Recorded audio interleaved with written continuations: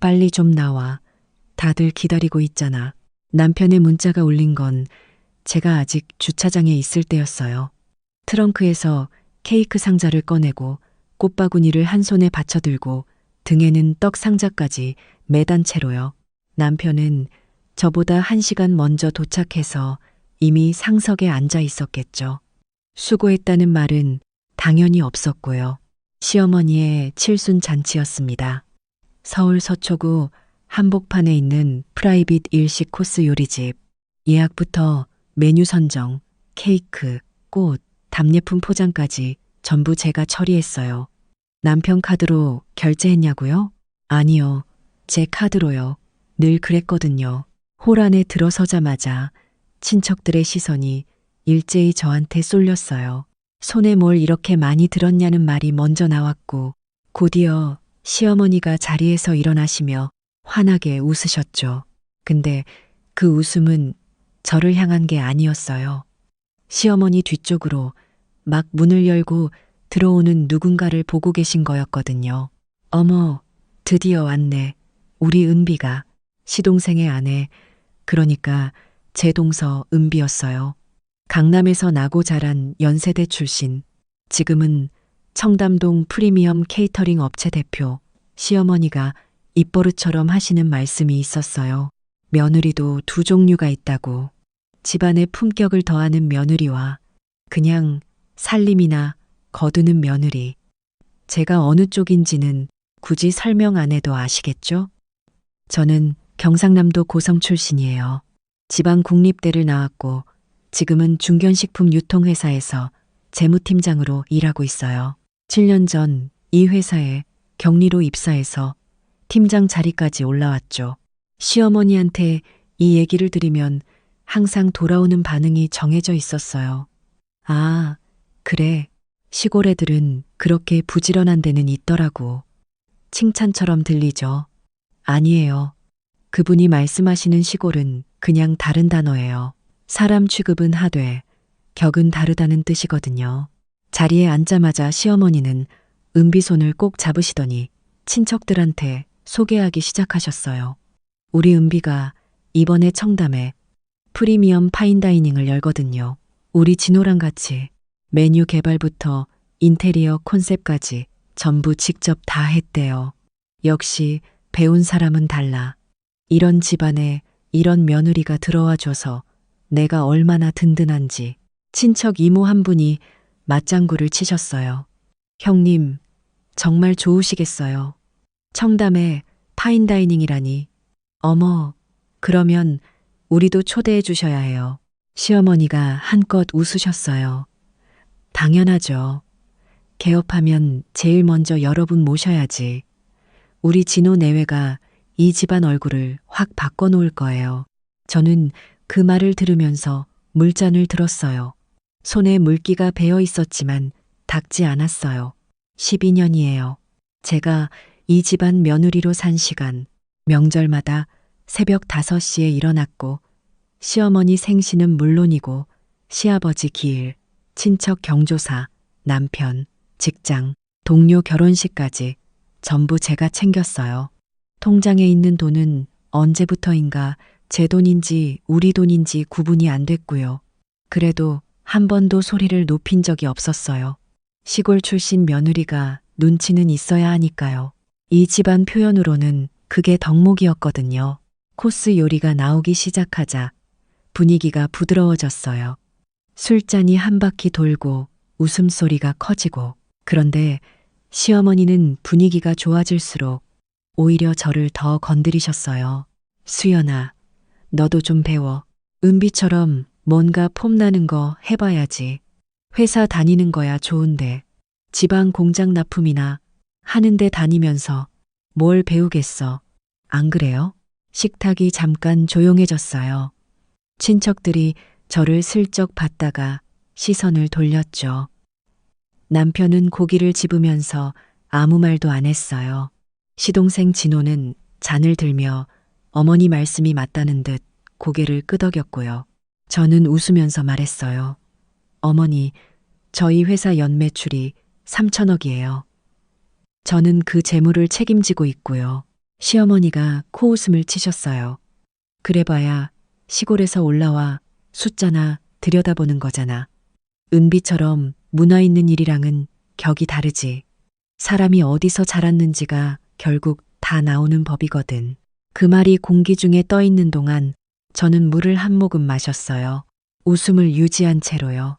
12년 동안 이 표정을 유지하는 연습은 충분히 했으니까요. 식사가 끝날 무렵 시어머니가 자연스럽게 말씀하셨어요. 오늘 계산은 큰 며느리가 하겠지. 눈도 안 마주치셨어요. 당연한 수순처럼 가방에서 손수건을 꺼내면서 하신 말씀이었어요. 이미 했어요. 예약금이랑 코스 요금 전부 선결제 해뒀거든요. 오늘 드신 사케 추가분도 같이 묶였을 거예요. 시어머니가 잠깐 멈칫하셨다가 그냥 고개를 끄덕이셨어요. 고맙다는 말은 없었어요. 12년 동안 한 번도 들은 적 없으니까요. 밖으로 나오면서 친척 이모 한 분이 제 옆으로 오셨어요. 수연아, 오늘 수고했어. 어머니가 좀 심하시더라. 네가 다 챙긴 거 다 보이는데. 저는 저녁 공기를 한번 들이마셨어요. 괜찮아요. 오늘 할 일 한 거예요. 차에 타서 카드 내역을 열어봤어요. 코스 요금, 예약금, 사케 추가분, 케이크, 꽃, 숫자들이 줄지어 있었어요. 저는 그걸 보면서 생각했어요. 오늘이 수모가 부메랑이 돼서 돌아올 날이 오겠지. 아직은 아니지만 그날로부터 사흘 뒤였어요. 저는 그날 저녁 퇴근하면서 평소처럼 인터넷 뱅킹을 열었어요. 공동명의 적금 계좌를 확인하다가 그대로 굳어버렸어요.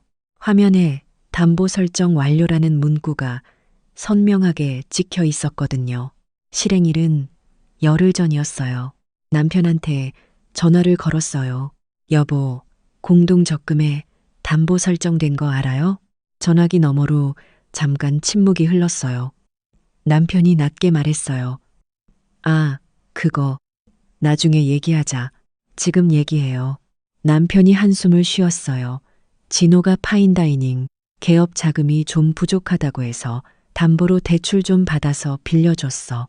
갚을 거야. 당연히 제 귀에서 뭔가가 윙 울렸어요. 12년이었어요. 야근하고 출장 다니면서 한 푼씩 모은 돈. 남편한테 한마디 상의도 없이 동생 식당 자금으로 쓴 거예요. 얼마예요? 3천이야. 나중에 다 갚는다고. 그날 밤 저는 아무것도 먹지 않았어요. 대신 적금 담보 설정 확인서를 캡처하고 대출 실행 내역을 저장했어요. 손이 떨렸지만 눈은 선명했어요. 재무팀장이 12년 했는데 숫자 앞에서 흔들리는 법은 없거든요. 그리고 이틀 뒤에 두 번째 게 터졌어요. 아파트 관리비 미납 안내 문자였어요. 자동이체 등록한 지 벌써 5년이 넘었고 단 한 번도 연체된 적 없었는데요. 관리사무소로 바로 내려갔어요. 소장님이 화면을 보더니 고개를 갸웃하셨어요. 출금 계좌가 2달 전에 변경됐네요. 연락처도 바뀌었고요. 남편분 번호로요. 저는 의자 등받이를 꽉 잡았어요.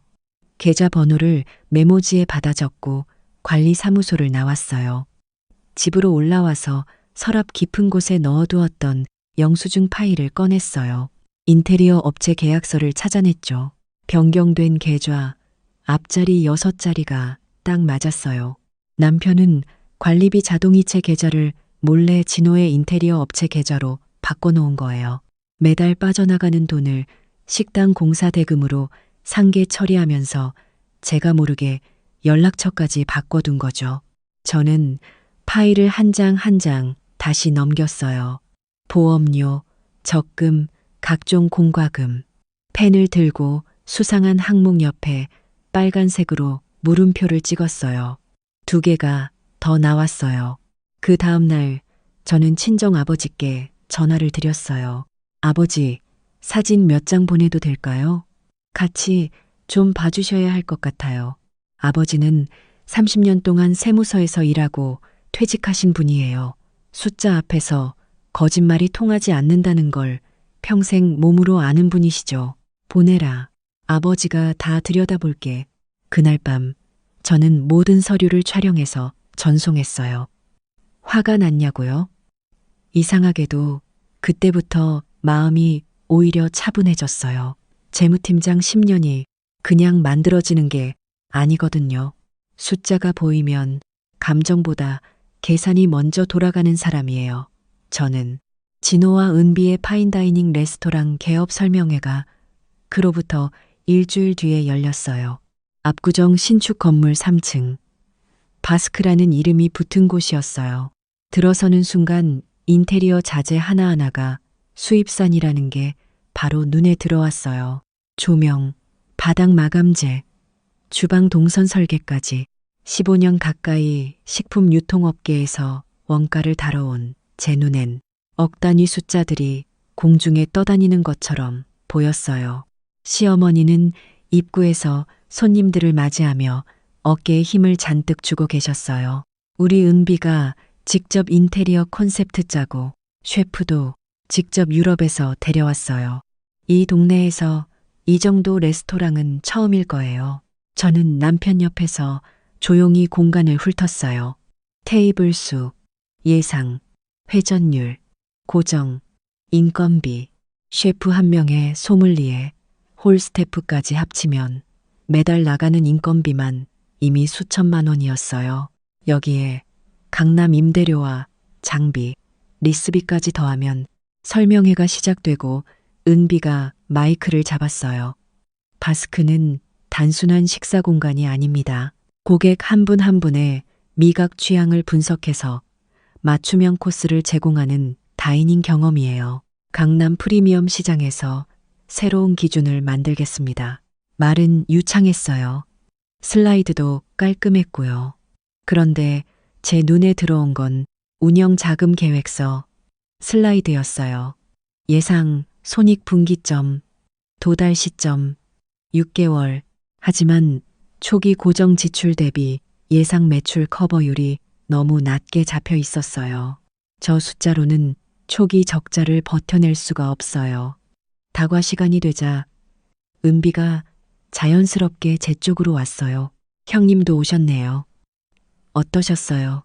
저희 공간? 훌륭해. 근데 초기 운영 자금은 넉넉히 잡아뒀지? 고정비 구조가 좀 무겁던데. 은비가 가볍게 웃었어요. 그 부분은 이미 다 준비돼 있어요. 걱정 안 하셔도 됩니다. 형님. 그러고는 돌아섰어요. 저는 그 뒷모습을 보면서 조용히 복도 쪽으로 걸었어요. 작은 사무실 문이 살짝 열려 있었어요. 문틈 사이로 책상 위 서류 더미가 보였는데 맨 위에 올려진 종이에서 한 줄이 눈에 들어왔어요.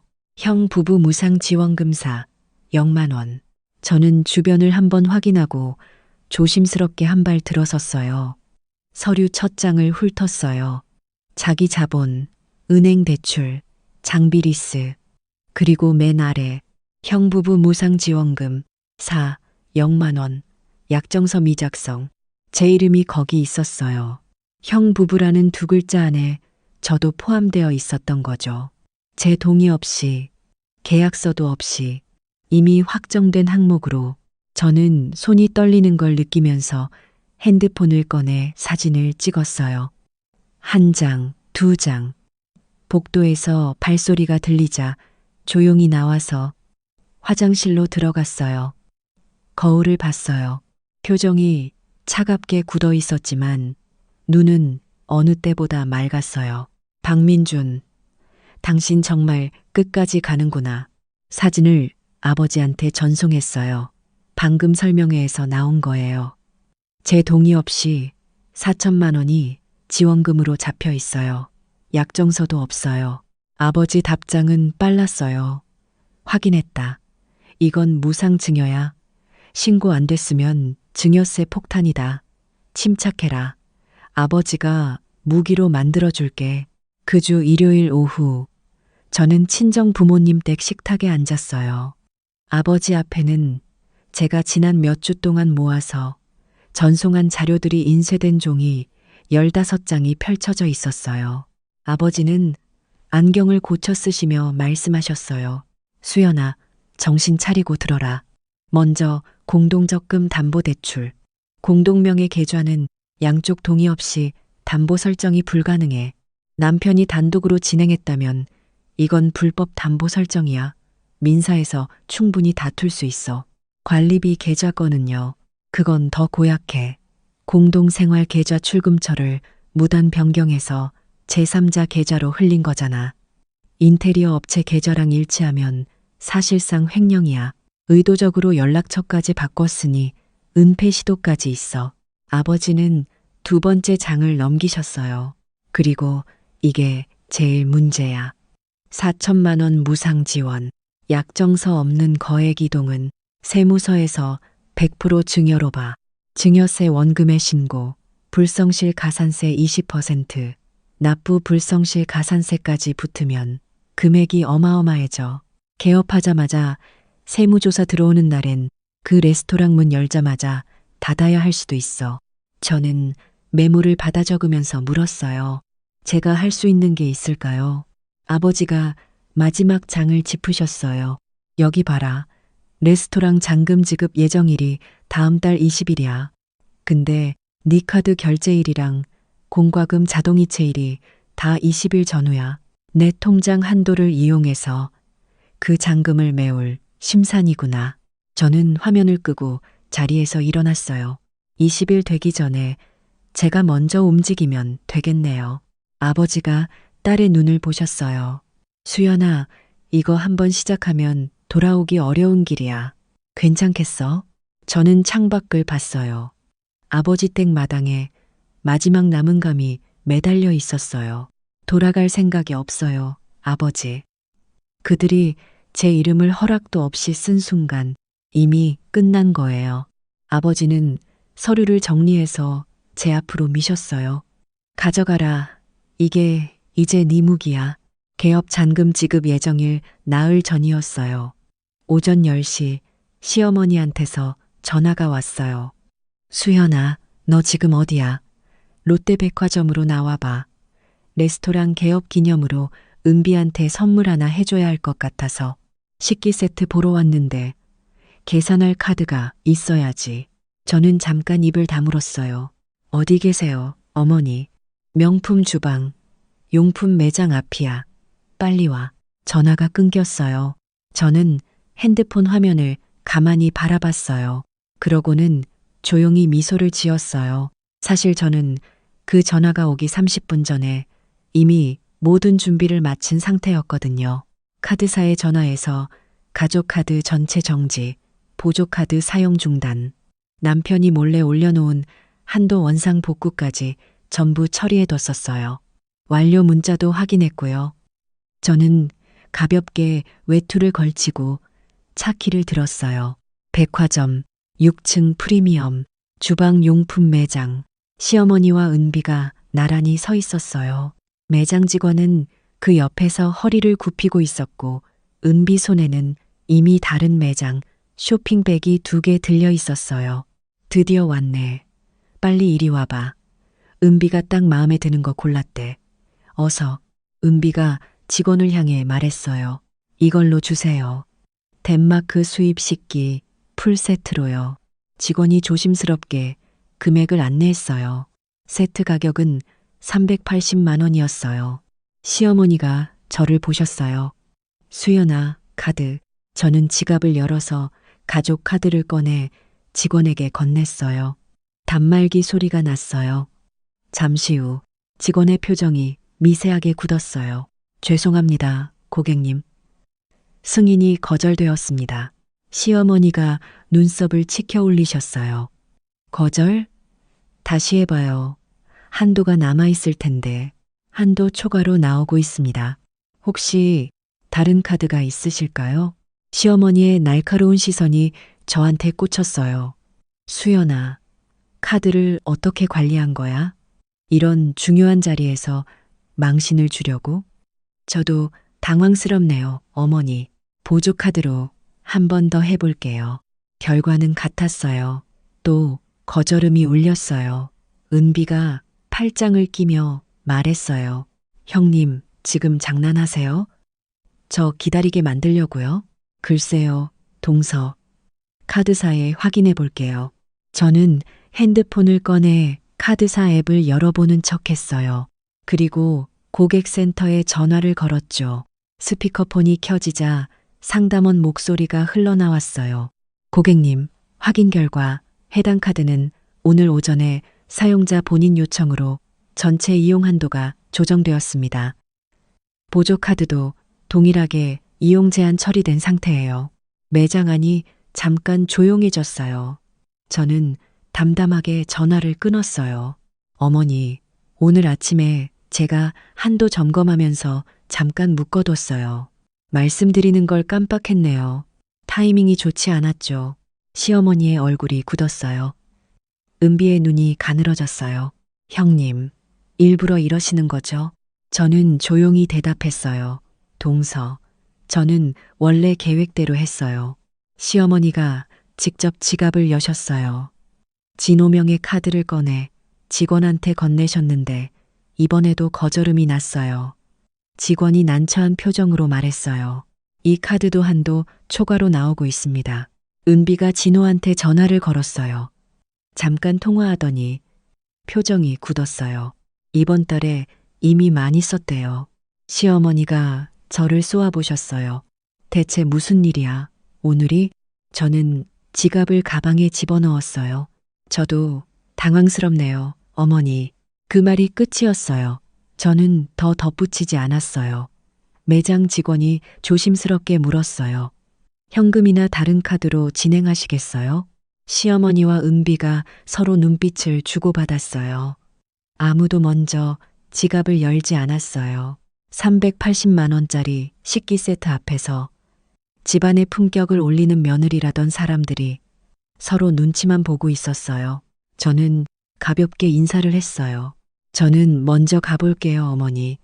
다음에 뵙겠습니다. 매장을 나오면서 뒤를 돌아보지 않았어요. 엘리베이터 앞에서 핸드폰을 꺼내 카드 이용 한도 제한 완료. 문자를 한 번 더 확인했어요.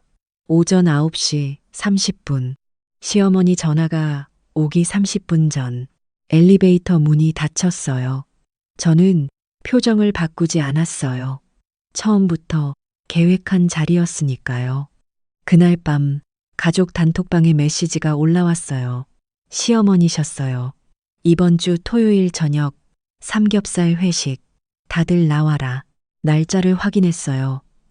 레스토랑 잔금 지급 예정일 이틀 뒤였어요. 저는 남편 쪽을 봤어요. 남편은 핸드폰을 만지작거리다가 저한테 왔어요. 여보, 토요일에 가족 모임 있어. 아마 진호일 때문일 거야. 가자. 저는 서류 봉투를 무릎 위에 올렸어요. 어디 한번 가보죠. 토요일 저녁 강남 한우 전문점. 저는 약속 시간보다 10분 먼저 룸에 들어가 앉았어요. 가방 안에는 두툼한 서류 봉투가 있었어요. 아버지가 이틀 밤을 새워 정리해준 자금 흐름 분석표, 대출 내역 캡처본, 관리비 계좌 변경 확인서, 그리고 4천만 원 지원금 서류 사진.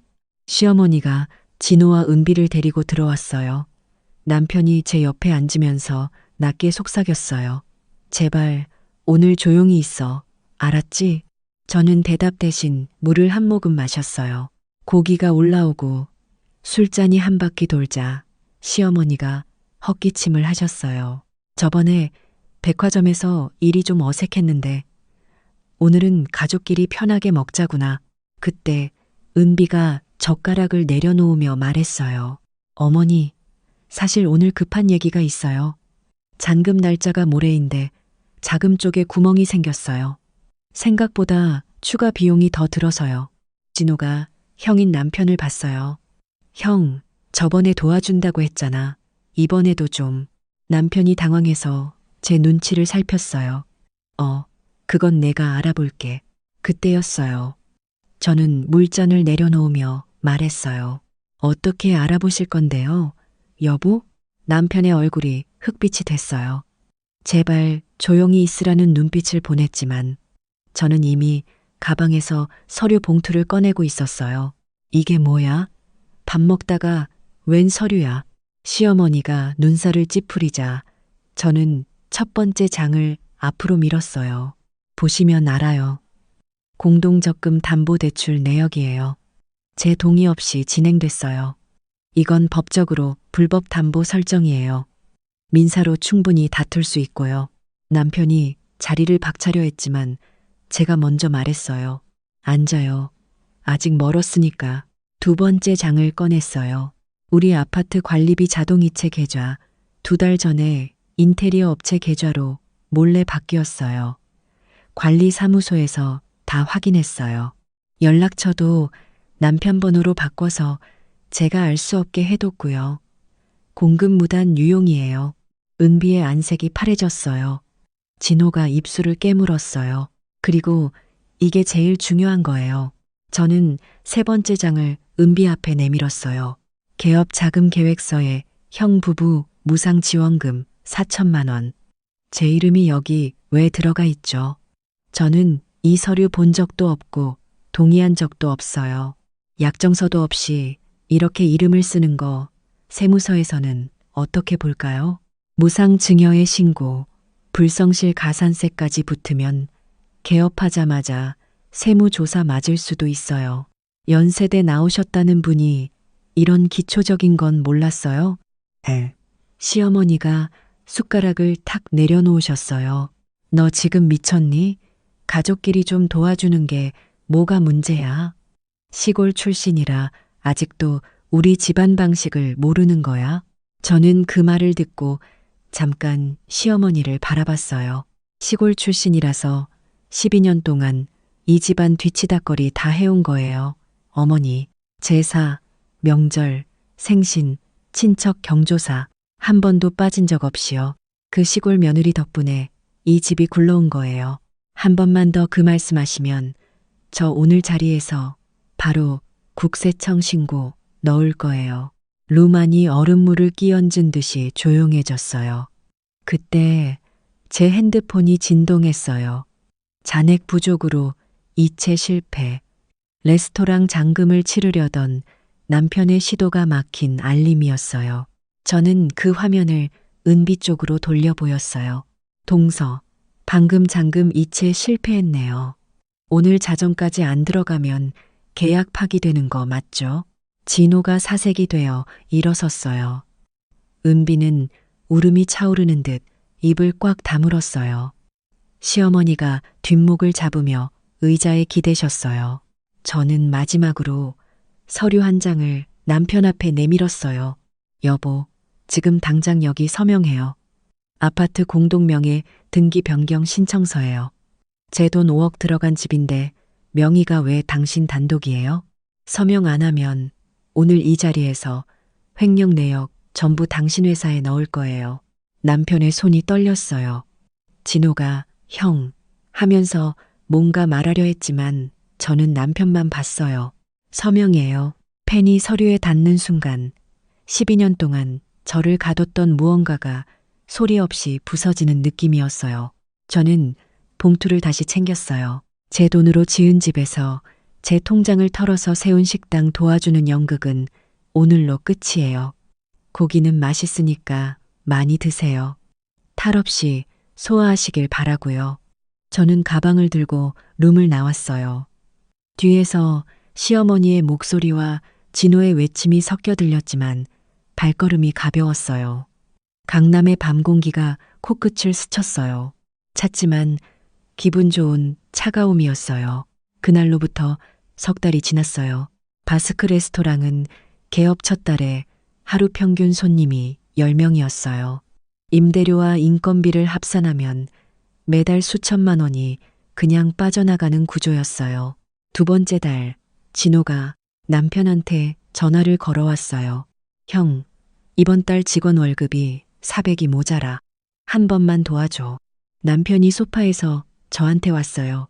여보, 진호가. 저는 업무 서류에서 눈을 들었어요. 폐업하면 돼요. 남편이 얼어붙었어요. 그래도 가족인데 저는 서류를 내려놓고 남편을 봤어요. 그 딱 한 번이 몇 번째인지 세어봤어요. 제가 개업 전에 경고했잖아요. 고정비가 너무 높으니까 운영자금 따로 확보해두라고. 그때 동서가 뭐라고 했죠? 시골 형님은 신경 끄라고 했잖아요. 그 준비라는 게 제 통장 털어가는 거였는데 이제 그 통장 닫혔으니까 알아서 하라고 하세요. 그 주 시어머니한테서 전화가 왔어요. 수연아, 너 진짜 독하게 구는 거야? 가족이 이러면 쓰니? 어머니, 저는 12년 동안 할 만큼 했어요. 아니, 넘치게 했어요. 뭐가 넘쳐? 지금 진호 앞길이 막히게 생겼는데 눈 하나 깜짝 안 해? 배운 것 없는 게 어디서 그런 독한 마음만 배워서. 배운 것 없는 사람, 돈으로 12년 동안 호의호식 하셨으면 이제 염치를 좀 챙기세요, 어머니. 제 돈 5억으로 산 집이 제 이름으로 등기되기 전까지 이 집안에 단 한 푼도 안 풀 거예요. 순서 기다리세요. 시어머니의 소리가 수화기를 뚫었지만 저는 조용히 전화를 끊었어요. 핸드폰을 내려놓고 천장을 바라봤어요. 이상하게 가슴이 떨리지 않았어요. 오히려 묵은 것들이 빠져나간 것처럼 몸이 가벼웠어요. 며칠 뒤 가족 단톡방에 시아버지 기일 공지가 올라왔어요. 다들 한 명도 빠지지 말고 새벽같이 모여라. 저는 1초도 망설이지 않고 답장을 쳤어요. 저는 이번 기일에 참석하지 않겠습니다. 다들 고생하세요. 단톡방에 불이 붙었어요. 시어머니가 며느리가 제사를 빠지냐고 했고 진호는 도가 지나치다고 했어요.